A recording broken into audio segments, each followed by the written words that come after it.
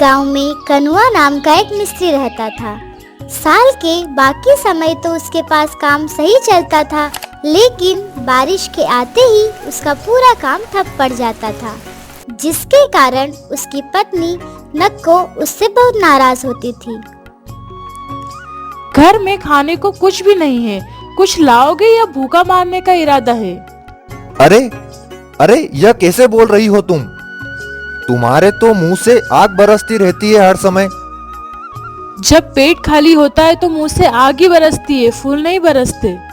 अरे अब मैं क्या करूं? जब बारिश शुरू होती है तो मेरा काम बंद हो जाता है, तो मैं क्या करूं बताओ? तो ऐसा काम ढूंढो ना जो 12 बरस चले। घर से निकल कर जाओ और जब तक कोई काम न मिले वापस ना आना। अरे अरे अरे अरे ना करो, जाकर कोई काम ढूंढो और खाने के लिए कुछ लेकर आओ। अगर खाली हाथ वापस आए तो मैं तुम्हें खा जाऊंगी। कनुआ काम ढूंढने के लिए घर से निकल जाता है। वह भटकता रहता है पर उसे कहीं भी काम नहीं मिलता। तभी उसे एक आदमी दिखता है जो थका हारा कहीं से आ रहा होता है। अरे तुम क्या काम करते हो भैया? मैं तो लोगों के घर में नौकर का काम करता हूँ। क्यों, क्या हुआ? नहीं नहीं, कुछ नहीं हुआ। मुझे बस यह पूछना था कि अच्छा काम है या नहीं। हाँ, अगर तुम मेहनत करने वाले आदमी हो तो यह अच्छा काम है, और सबसे अच्छी बात तो यह है कि यह काम कभी भी बंद नहीं होता। यहाँ तक कि किसी के मरने पर काम बंद हो जाते हैं, लेकिन यह काम और उल्टा बढ़ जाता है। यह सब सुनकर कनुआ भी नौकर बनने की ठान लेता है। वो बिरजू और मुन्ना लाल के घर काम करने लगता है। धीरे धीरे वह अपनी मेहनत और ईमानदारी से सबका भरोसा जीत लेता है। कनवा, तुम सचमुच बहुत मेहनती हो। तुम्हारे बिना हमारा काम नहीं चल सकता। धन्यवाद मालिक, यह तो मेरा कर्तव्य है। बिरजू के घर से निकलकर वो मुन्ना लाल के घर जाता है। कनुआ, तुमने हमारे सारे काम बहुत अच्छे से संभाल लिए हैं। तुम्हारी वजह से हमें कोई चिंता नहीं होती। धन्यवाद भाभी जी, आप खुश तो हम भी खुश। इन दोनों घरों में ईमानदारी से काम करने से उसे तारीफ तो भरपूर मिल रही थी, मगर बहुत अच्छा पैसा नहीं मिल रहा था, जिस वजह से उसकी पत्नी अभी भी उससे नाराज रहती थी। अब तुम्हारा मुंह क्यों फुला हुआ है? दोनों घरों में काम करते हो और लेकर आते हो ये जरा से सिक्के, इनका क्या मैं अचार डालूं? अरे जो मेहनताना मिलता है वही तो घर लेकर आऊंगा ना, या उनके घर में डाका डाल दूं? मुझे नहीं पता, कुछ भी करो, अच्छा कमा कर लाओ, वरना मैं अपने मायके चली जाऊंगी। कनुआ अपनी पत्नी से बहुत प्यार करता था। वो उससे दूर नहीं रह सकता था, इसलिए वह ज्यादा पैसे घर लाने के लिए युक्ति लगाता है। मालिक, मुझे एक बात कहनी थी। हाँ हाँ कनवा, क्या बात है बताओ। मालिक, मैंने सुना है कि मुन्ना लाल साहब ने आपके कपड़ों की नकल करके उन्हें सस्ते दामों में बेचना शुरू कर दिया है। क्या मुन्ना लाल ऐसा कैसे कर सकता है? मेरे कपड़े की नकल? जी मालिक, यह सच है। वो कह रहा था कि आपके कपड़े नहीं बिकेंगे, क्योंकि उसने वैसे ही कपड़े सस्ते में बेचने शुरू कर दिए हैं। बिरजू इस बात से बहुत नाराज हो जाता है। इसके बाद कनुआ मुन्ना लाल के घर जाता है। साहब, मैंने सुना है कि बिरजू साहब ने आपके ग्राहकों को यह कहकर लुभाना शुरू कर दिया है कि आपके कपड़े तो घटिया है। क्या? बिरजू ऐसा कैसे कर सकता है? भाई, वो तो मेरा दोस्त जैसा है। क्या बताएं साहब, आजकल पता नहीं चलता कि कौन दोस्त है और कौन दुश्मन है। मैंने खुद सुना है, वह कह रहे थे कि आपके कपड़े किसी भी लायक नहीं हैं और लोग भी अब उनके पास ही आएंगे। मुन्ना लाल की इस बात से बहुत नाराज हो जाता है। दोनों के बीच तनाव बढ़ने लगता है। कनु अब उनकी पत्नियों के बीच भी आग लगाने की योजना बनाता है। भाभी जी, चांदनी भाभी कह रही थी कि आपका पहना हुआ बहुत खराब है और आपकी चुनी हुई साड़ियाँ बहुत पुराने जैसी लगती हैं। क्या? ऐसा कैसे कह सकती है?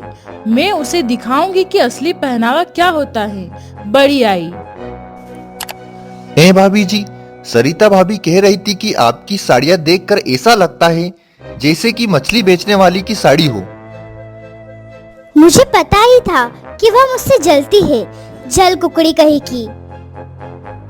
कनुआ ने बिरजू और मुन्ना लाल के परिवारों के बीच अनकही दुश्मनी पैदा कर दी थी। वो लोग एक दूसरे से चिढ़ने लगे, लेकिन जब दिवाली आई तो सरिता ने सोचा कि मौके पर दुश्मनी खत्म कर देनी चाहिए। उसने कनुआ से कहा, कनुआ, यह मिठाई मुन्ना लाल के घर दे आना और कहना कि दिवाली की शुभकामनाएं। ठीक है भाभी जी, अभी दे आता हूँ। लेकिन रास्ते में ही कनुआ वो मिठाई खा गया। फिर जब वह चांदनी के घर पहुंचता तो चांदनी ने भी कनुआ के हाथ बिरजू के घर मिठाई भिजवाई। लेकिन इस बार कनुआ मिठाई को अपने घर ले गया। मैंने मिठाई भेजी, लेकिन चांदनी से इतना ना हुआ कि वह भी भेज देती। मुझे बड़ा ही शौक चढ़ा था दोस्ती करने का, पर सरिता इस लायक है ही नहीं। मेरी मिठाई देखकर थोड़ी शर्म ही कर लेती। अब आखिर उसने उन्हें धोखा देने का सोचा, जिसके लिए वह इतने समय से तैयारी कर रहा था। मालिक, मेरी पत्नी बहुत ही बीमार है। इलाज के लिए बहुत से पैसों की जरूरत है मालिक। कितने पैसे चाहिए कनुआ? मालिक, कम से कम 50,000 रुपए। ठीक है, ये लो, और पैसे भी जल्दी लौटा देना। कनुआ पैसे लेकर गायब हो जाता है और काम पर वापस नहीं आता। नक्को वो पैसे देखकर बहुत खुश होती है, पर उधर बिरजू बहुत गुस्से में आ जाता है और तुरंत पंचायत बुलाने का फैसला करता है। सरपंच जी, कनुआ ने मेरी मदद का गलत फायदा उठाकर बहुत सारे पैसे ले लिए और अब वह काम छोड़कर भाग गया है। हमें इस धोखेबाज को सजा देनी होगी। अब हम कनुआ को बुलाकर उसका पक्ष भी सुनेंगे और फिर उचित निर्णय लेंगे। पंचायत ने कनुआ को बुलाया जाता है और वहाँ बिरजू, नक्को, सरिता, मुन्ना लाल, चांदनी और गांव के अन्य लोग भी मौजूद थे। कनुआ, तुम्हारे ऊपर गंभीर आरोप लगे हैं। इनका कहना है कि तुमने इनसे धोखाधड़ी करके पैसे ले लिए और काम छोड़कर भाग गए। क्या यह सच है? सरपंच जी, यह सरासर झूठ है। इन्होंने खुद मुझे काम से निकाला है। इसी बीच मुन्ना लाल और चांदनी बोल पड़ते हैं। सरपंच जी, बिरजू हमेशा खुद को बड़ा दिखाने की कोशिश करता है। वह अपने नौकरों को हमेशा तंग करता है। हाँ, और बिरजू की पत्नी सरिता भी कम नहीं है। वो भी कनुआ को परेशान करती रहती थी। हाँ सरपंच जी, ये झूठ बोल रहे हैं। मुझे देखो, मैं तो बिल्कुल हट्टी कट्टी खड़ी हूँ। यह लोग झूठी कहानी बना रहे हैं कि मैं बीमार हूँ। बहुत बड़े झूठे हैं ये दोनों पति पत्नी। उन तीनों की बात से कनुआ को सहानुभूति मिलने लगती है। कनुआ के खिलाफ कोई सबूत नहीं है, बल्कि गवाह उसके हक में है, इसलिए कनुआ आजाद है। लेकिन सरपंच जी, उसने सरासर धोखा किया है। देखो भाई, फैसला हो चुका है। कनुआ राहत की सांस लेता है और पंचायत से बच निकलता है। बिरजू के यहाँ काम छोड़कर उसने सरपंच के यहाँ काम करना शुरू कर दिया और वह सरपंच का बहुत चहेता बन गया। इस दौरान एक दिन चांदनी अपने गहनों की मरम्मत करवाने बाजार जा रही थी। कनुआ, मैं बाजार जा रही हूँ, गहनों की मरम्मत करवानी है, घर का ख्याल रखना। अरे, आप क्यों तकलीफ कर रही है? मैं ही आपके गहनों की मरम्मत करवा लाऊंगा। आप मुझे दे दीजिए। ठीक है, तुम भरोसेमंद आदमी हो, यह लो, ध्यान रखना। चांदनी ने कनुआ को अपने गहने सौंप दिए, लेकिन कनुआ उन्हें लेकर गायब हो गया। चांदनी मुन्ना लाल के साथ उसके घर पहुंचती तो कनुआ ने इससे साफ इनकार कर दिया। थक हार कर उन दोनों ने पंचायत में शिकायत दर्ज करवाई।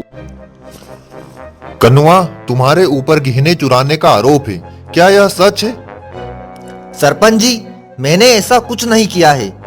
यह गलतफहमी है। गलतफहमी? मेरे गहने तुमने ही लिए थे और अब झूठ बोल रहे हो। सरपंच जी, मुझे लगता है कि मुन्ना लाल और चांदनी ने कनवा को फंसाने की साजिश रची है। हाँ, चांदनी हमेशा कनुआ से जलती रहती है। वो नहीं चाहती कनुआ हमारे घर में काम करे। अरे, इसने तुम्हारे साथ भी तो यही किया था। तुम तो इनकी सच्चाई जानती हो। तुमने हमारा साथ दिया था जो हम तुम्हारा साथ दे। अरे, कनवा मेरे घर में भी काम करता है और मैं उसे जानता हूँ। वह ऐसा काम कभी नहीं कर सकता। कनुआ एक बार फिर से बच जाता है। आपने तो कमाल ही कर दिया। अब हमारे पास बहुत सारे पैसे और गहने हो गए हैं। चलो अब हम लोग शहर चलकर रहते हैं। चलेंगे, शहर भी चलेंगे, लेकिन उससे पहले एक बड़ा हाथ तो मार लो। कैसा बड़ा हाथ? सरपंच के घर। कनुआ सरपंच के साथ धोखा नहीं करना चाहता था, लेकिन नक्को के बल देने पर वह राजी हो जाता है। वो कागज बनवाता है जिसमें लिखा होता है कि सरपंच की सारी जायदाद कनुआ के नाम है और उस पर सरपंच की मोहर लगवा लेता है। सरपंच जी, यह राशन का कागज है। इस पर जरा अपनी मोहर लगा दीजिए तो मुझे आसानी से राशन मिल जाएगा। हाँ हाँ, ये लो। मोहर लगते ही कनुआ के तेवर बदल जाते हैं और वह सरपंच को घर से बाहर निकालने लगता है। अरे, तू पागल हो गया है क्या कनवा? यह क्या कर रहा है? सरपंच जी, आपने अपने हाथों से अपनी सारी जायदाद मेरे नाम कर दी है। यह घर अब मेरा है, इसलिए फौरन यहाँ से निकल जाओ। समझ गए? धोखेबाज कहीं के। इसका मतलब मुन्ना लाल और बिरजू सही कह रहे थे। तूने उन्हें भी धोखा दिया था। जाओ जाओ और जहाँ जाकर शोर मचाना है मचाओ, मेरा दिमाग मत खाओ। समझे? अब सरपंच अपने लिए पंचायत बुलाता है, लेकिन बिरजू और मुन्ना लाल दोनों ही उसका साथ देने को तैयार नहीं होते। अब हम में से कोई तुम्हारा साथ नहीं देगा। सरपंच, तुम्हें अपने ही कर्मों की सजा मिली है। सही कह रहे हो बिरजू, इस सरपंच ने हमेशा गलत फैसले लिए हैं। नहीं, यह समय लड़ने का नहीं है। अगर हम लोग आपस में लड़ते रहेंगे तो यह कमीना कनवा हमेशा लोगों को धोखे से बेवकूफ बनाता रहेगा। सही कहा तुमने सरिता, हम दोनों के साथ जो हुआ सो हुआ, पर अब इस धोखेबाज को सजा मिलनी ही चाहिए। वो चारों मिलकर कनुआ के खिलाफ गवाही देते हैं। सरपंच अपनी बात भी सबके सामने रखता है और आखिरकार कनुआ को पकड़ लिया जाता है। यह कागजात अभी के अभी मुझे वापस कर दो, और दूसरा जो तुमने बिरजू के पैसे लिए हैं और मुन्ना लाल के गहने हड़पे, उन्हें भी वापस कर दो, और अब तुम्हें आजीवन कारावास दिया जाता है। नहीं नहीं, ऐसा ना करो, मेरे पति को छोड़ दो। अब क्यों चिल्ला रही है कमीनी चापली? यह सब तेरी वजह से ही हुआ है। ना मैंने तेरी बात मानी होती और ना आज मुझे इस जगह पर खड़ा होना पड़ता। समझी? कनुआ उन लोगों के पैसे, गहने और कागजात वापस कर देता है और फिर उसे कारावास में डाल दिया जाता है।